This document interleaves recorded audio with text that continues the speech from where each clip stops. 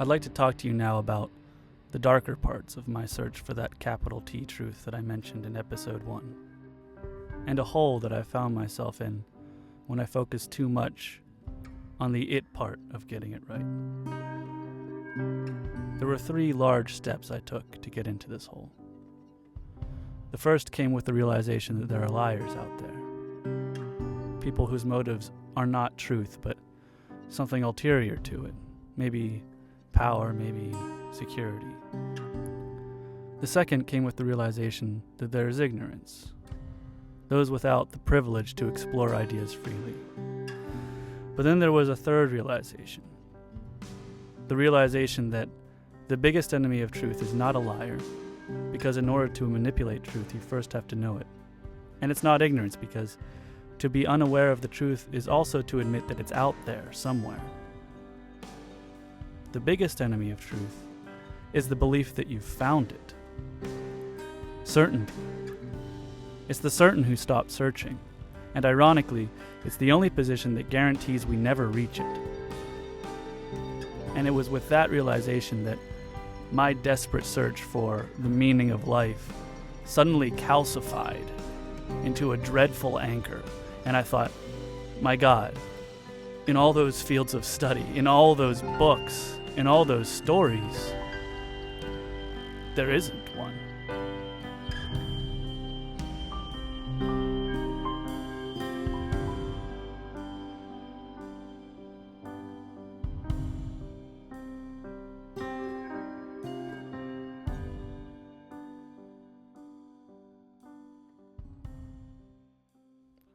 All paradoxical scenarios contain an impossible contradiction while simultaneously seeming intelligible. For example, in the statement, "This sentence is false," despite assuming that all sentences must in fact be either true or false, this one paradoxically seems to be incapable of being either.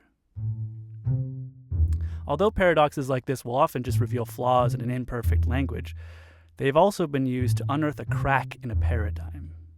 As was the case when famous logician Bertrand Russell offered the paradox, "Does a list of all lists that do not contain themselves include itself?" which undid the legitimacy of certain set theories, which at the time called into question the very foundations of mathematics. There are plenty of fascinating paradoxes which explore the fallibility of our assumptions. The story of the time traveler who kills his own grandfather explores the paradox of a linear and singular time which we may travel backwards on.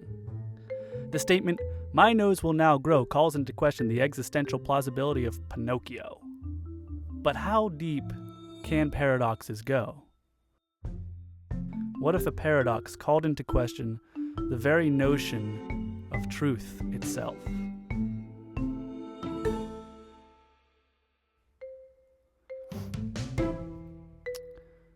I began thinking about this very young, I think as many of us do.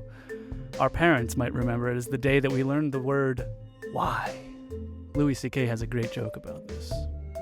You can't answer a kid's question. They don't accept any answer. A kid never goes, "Oh, thanks, I get it." They fucking never say that. They just keep coming, more questions. Why? Till you don't even know who the fuck you are anymore at the end of the conversation. It's an insane deconstruction. But it formed more completely later on in my life with the paradox of primary cause or infinite regression. This is a paradox so mind-bending and frustrating that it began as a conversation over 2,000 years ago, and it continues to baffle TED Talkers today. The paradox goes like this: there are no things which escape the necessity to have been caused, and yet all things exist. It seems simple, but in many different fields of study, this is known as infinite regress. In Christian theology, this emerges in the cosmological argument. In math, it's known as recursion. The folk notion might be the chicken and the egg problem. In Stephen Hawking cosmology, he refers to this paradox with the phrase, "turtles all the way down." And in ancient Greece, this was explored as Agrippa's trilemma.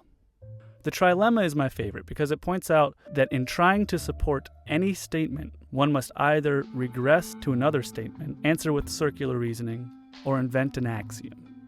This belief that all things must have causes is troubling and almost horrific.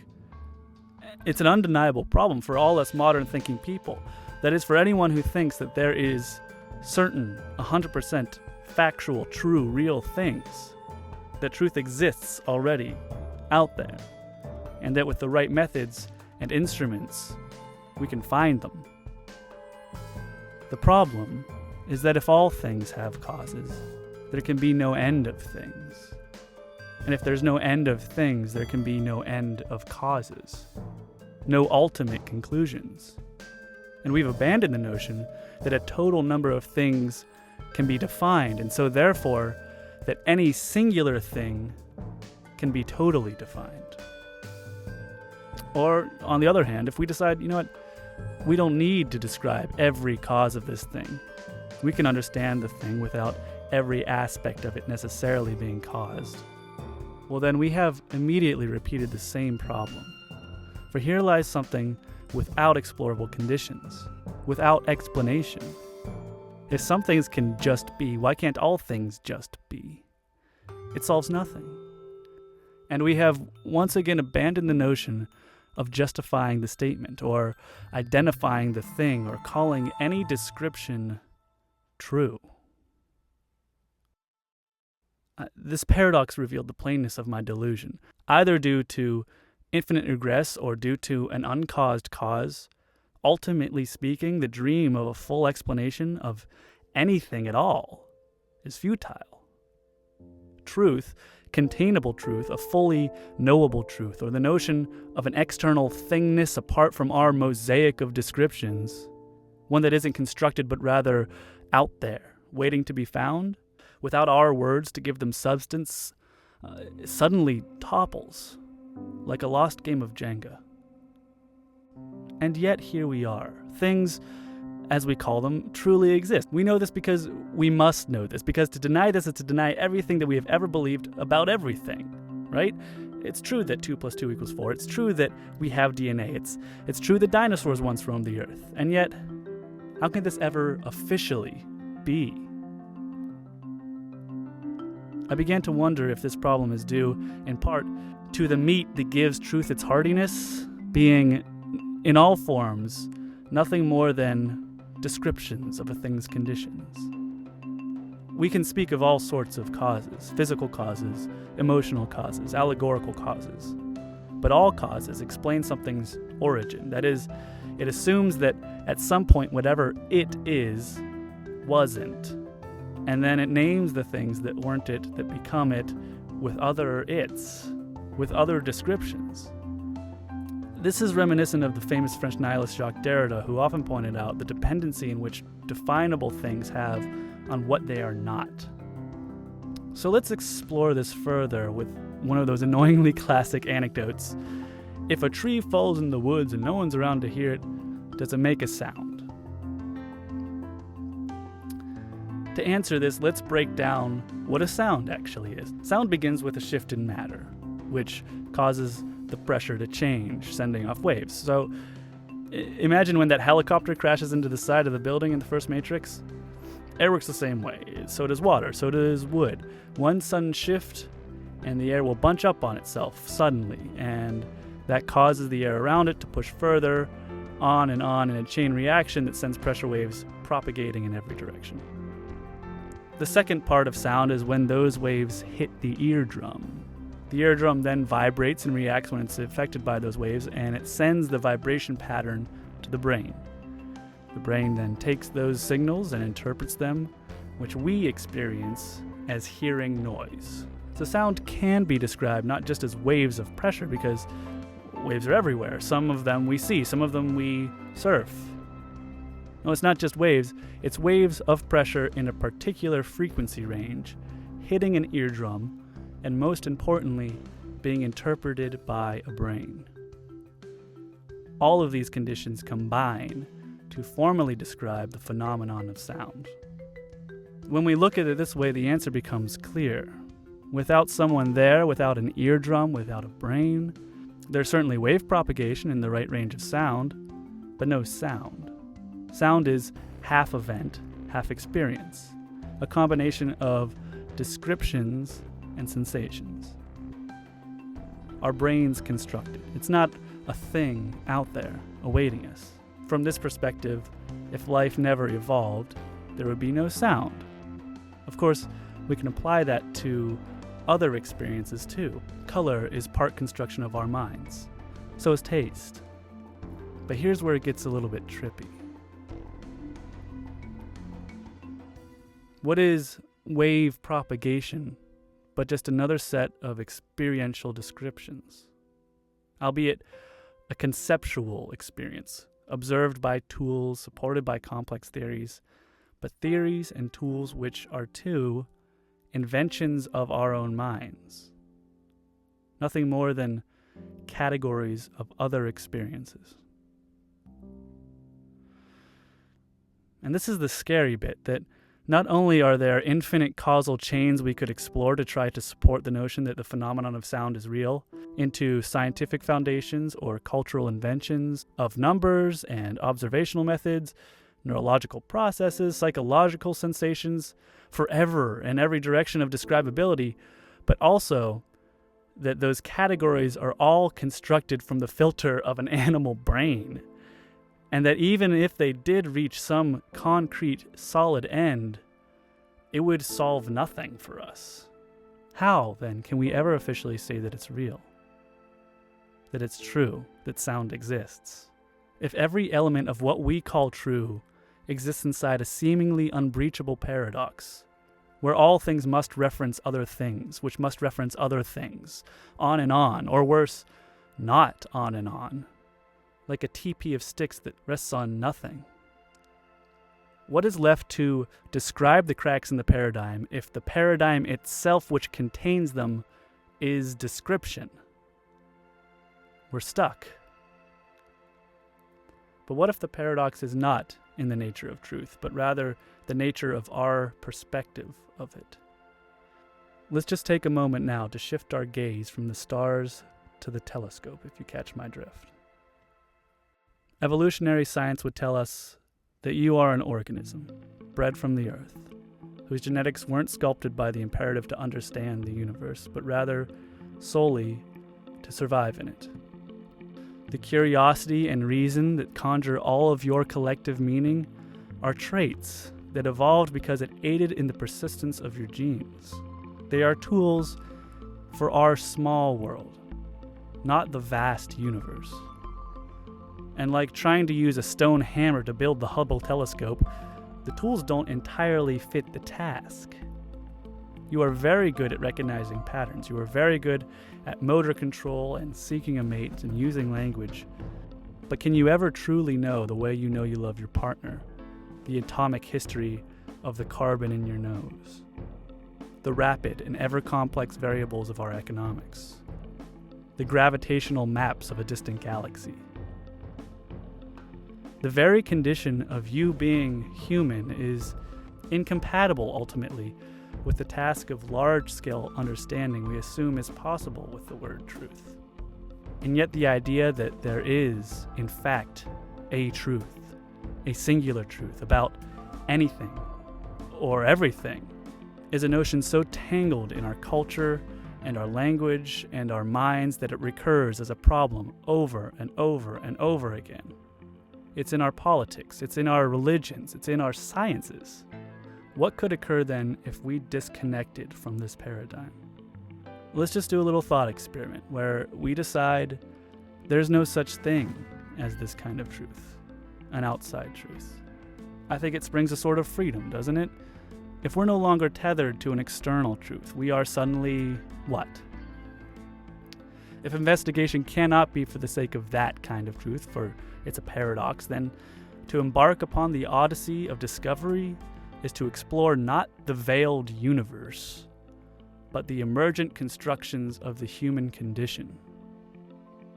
Truth and reality become idioms, referring only to reliable stories. And that is a step upon a road that begins with you and extends beyond the reach of your subjective experience and your mortality. We build the giants our children will stand upon from the shoulders of the giants our ancestors built. No single person ever reaches the end of that road. Truth, certainty, mastery, perfection, completion, justice, happiness, success. One may simply move towards that imaginary end or away from it. It takes a moment's pause to recognize the speed and ferocity for which people travel this road, thinking if they just pass the other cars around them, skip that next pit stop, they might reach the end a little faster. What if there is no end? There never was. We're chasing the North Star as if by virtue of its existence, it must be guiding us to freedom. We forget that we named the star for its heuristic. We forget that without us, it has no name, and it has no brightness, and there is no freedom.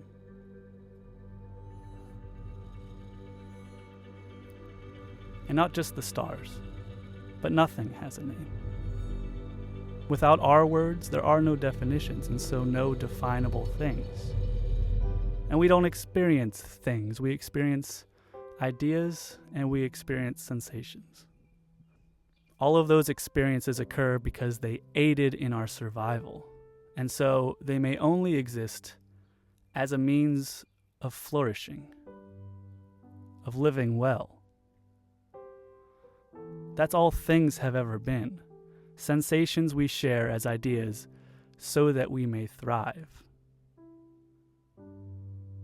What if the belief that there are true things, that is, objects with natural identities, out there, waiting to be unearthed, is a hoax?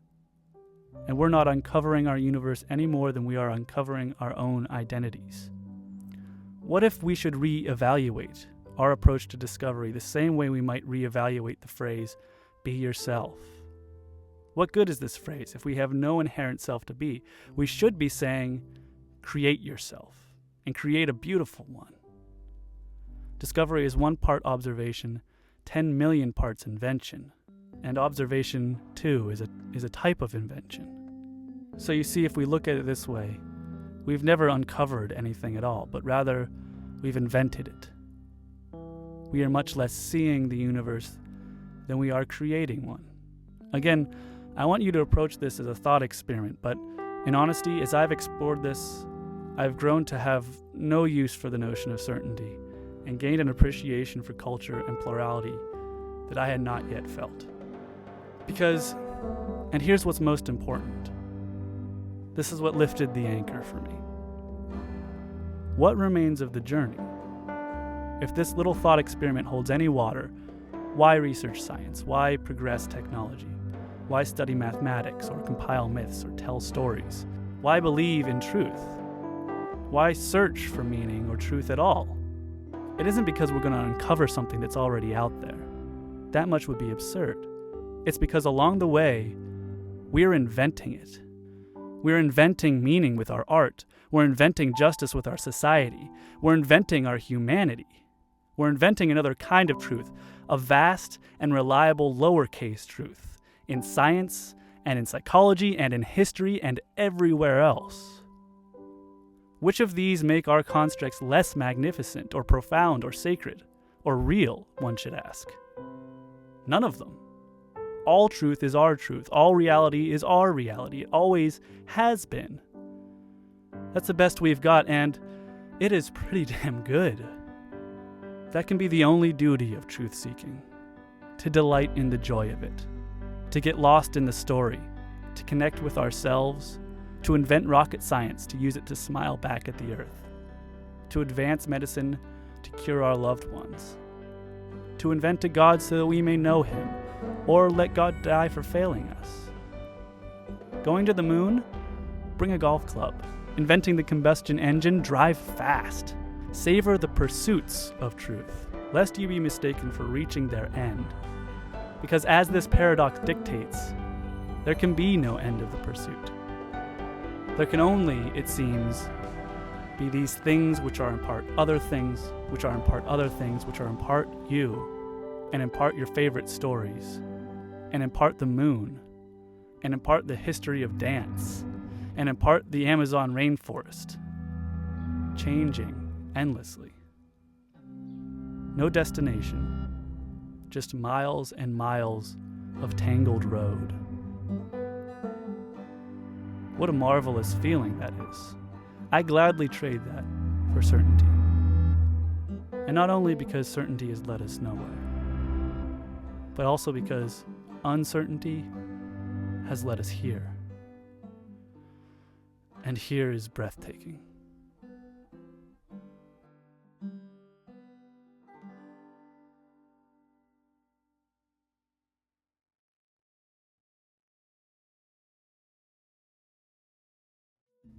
Hey everybody, thanks for watching this week's episode of I Wonder. Make sure you check out the rest of the series. Follow me on Twitter. Become a patron of my channel if you like. And if you like the music in the episode, then check out my SoundCloud. Enjoy a free download, and I hope to see you next week. Next week's video, by the way, I would like to include a lot of your comments. So if you thought that this was interesting or thought-provoking, be sure to say something in the comments this week. Okay, see you in there.